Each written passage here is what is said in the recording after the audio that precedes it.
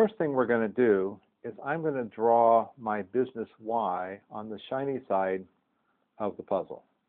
So we have our 9-piece profit puzzle that we're going to use for small business at home startup success. So I'm going to draw my why. Now my why represents my purpose, my passion, what it is I'm trying to accomplish, or maybe it's just a simple picture of the business itself in terms of what it is, not so much what it means. But the why side of business is what's your passion, what's your purpose, what are you trying to accomplish, what's the value of successful startup business ownership to you. I've already taken and drawn one of those, so I'm going to replace this one at the moment. And what you see here is pretty crude, but I love to create things. I'm the type of person who likes to take an idea and turn it into something of value. And so I could have, I guess, drawn a light bulb here and a dollar sign there. And I like also, it's important to me to create some options for my lifestyle in terms of time and money and the choices I can make. And so my first goal, now this up here actually is a kind of a oblong or funny shaped smiley face with a couple of eyes. So that's me being happy that I'm able to create things from ideas, turn them into something of value, create some options, and have some time. So whatever it is for yourself, take whatever drawing that you want to, tools you want to use, and put it together. Now, the shiny side of the puzzle was our why side. So those were the why pieces. Now I've turned the puzzle over and we're on the dull side, and the dull side is called the how side. Maybe there's a parallel there between why you're in business for yourself and what you're trying to accomplish. That's pretty exciting. But how it's going to be done and what you have to do in business. But all businesses are successful because they take certain basic functions and perform them. And when all of them performed correctly and together, then you have that optimum opportunity for success. So what you have included with your puzzle is also the profit puzzle checklist.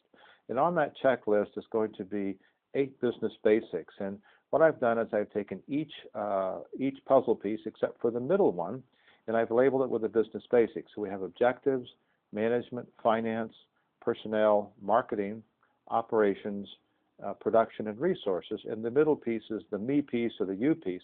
And that has to do with the fact that you as an individual will have to develop yourself at the same time you're, quote, developing your business. So development of yourself, the me or you piece, and development of your business kind of go hand in hand.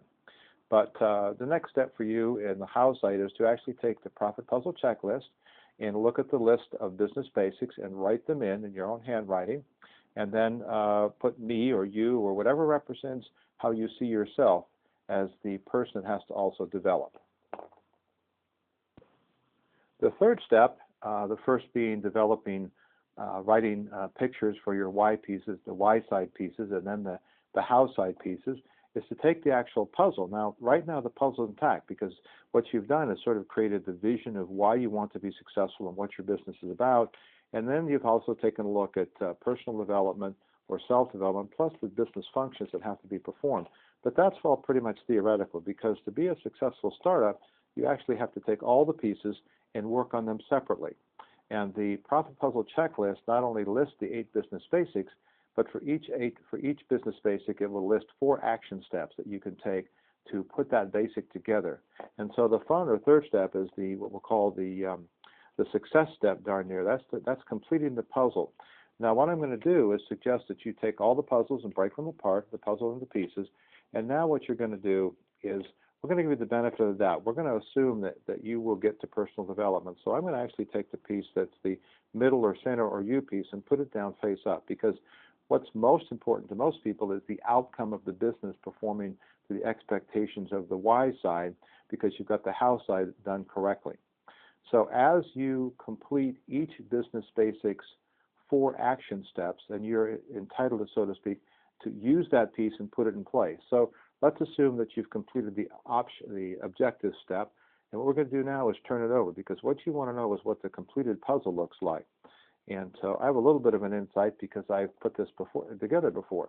The second thing is, if we were to go in order, is we'll take the management piece.